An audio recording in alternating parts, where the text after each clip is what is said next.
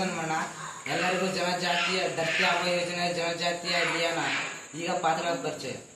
ಭೀಮಪ್ಪ ತಂದೆ. ನನ್ನ ಹೆಸರು ಭೀಮಪ್ಪ ತಂದೆ ಹನುಮಂತ. ನನ್ನ ಪಾತ್ರ 1ನೇ ಅಧಿಕಾರಿ.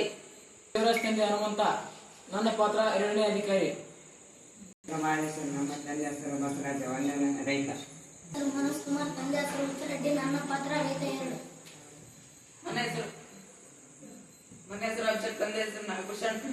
ನನ್ನ ಪಾತ್ರ ರೈತ 5. ನನ್ನ ಹೆಸರು ಶ್ರೀಧರ್. ನನ್ನ ತಂದೆ ಹೆಸರು ಹನುಮಂತ. ನನ್ನ ಪಾತ್ರ 3ನೇ ರೈತ. ನನ್ನ ಹೆಸರು ದೇವರಾಜ ತಂದೆ ರಾಮಪ್ಪ. ನನ್ನ ಪಾತ್ರ ರೈತ.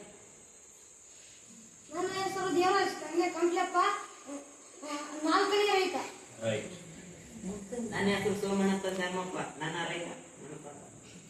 ಪ್ರವೇಶ 7 ಜನ ರೈತರು ತಮ್ಮ ಹೊಲದ ಬಗ್ಗೆ ಮಾತನಾಡಿಕೊಳ್ಳುತ್ತಾರೆ.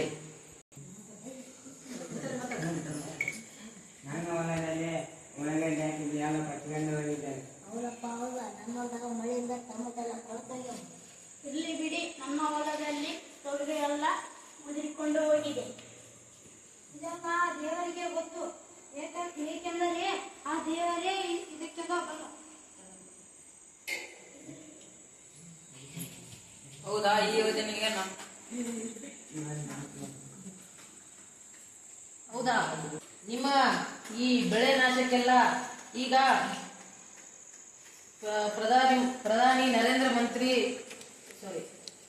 ಪ್ರಧಾನಮಂತ್ರಿ ನರೇಂದ್ರ ಮೋದಿ ಅವರ ಧರ್ತಿ ಆಬಾ ಜನಜಾತಿಯ ಉತ್ಕರ್ಷ ಅಭಿಯಾನದಲ್ಲಿ ನಿಮಗೆ ಬೆಳೆ ನಾಶದ ಪರಿಹಾರವನ್ನ ಒದಗಿಸಿಕೊಡ್ತಾ ಇದ್ದಾರೆ. ಅಷ್ಟೇ ಅಲ್ಲ, ಮತ್ತು ನಿಮ್ಮ ಒಂದು ಬುಡಕಟ್ಟು ಸಮುದಾಯಗಳ ಜನಾಂಗಕ್ಕೆ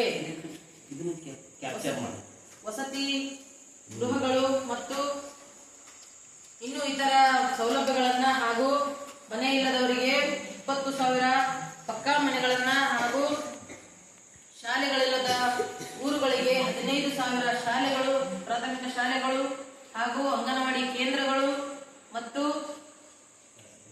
ರಸ್ತೆ ಮತ್ತು ಇನ್ನಿತರ ವಿದ್ಯುತ್ ಮತ್ತು ನಿಮ್ಮ ಊರಿನಲ್ಲಿ ಆಸ್ಪತ್ರೆ ಇಲ್ಲದಿದ್ದರೆ ಅಂತ ಊರುಗಳಿಗೆ ಸಂಚಾರಿ ವಾಹನ ಅಂದ್ರೆ ಆಂಬುಲೆನ್ಸ್ ನಲ್ಲಿ ಒಂದು ಚಿಕಿತ್ಸಾ ಮತ್ತು ವೈದ್ಯರು ಕೂಡ ನಿಮ್ಮ ಮನೆ ಬಾಗಿಲಿಗೆ ಬಂದು ನಿಲ್ಲುವಂತಹ ಒಂದು ಸೌಭಾಗ್ಯ ಈ ಯೋಜನೆಯಲ್ಲಿ ಒದಗಿಸಿಕೊಡಲಾಗಿದೆ.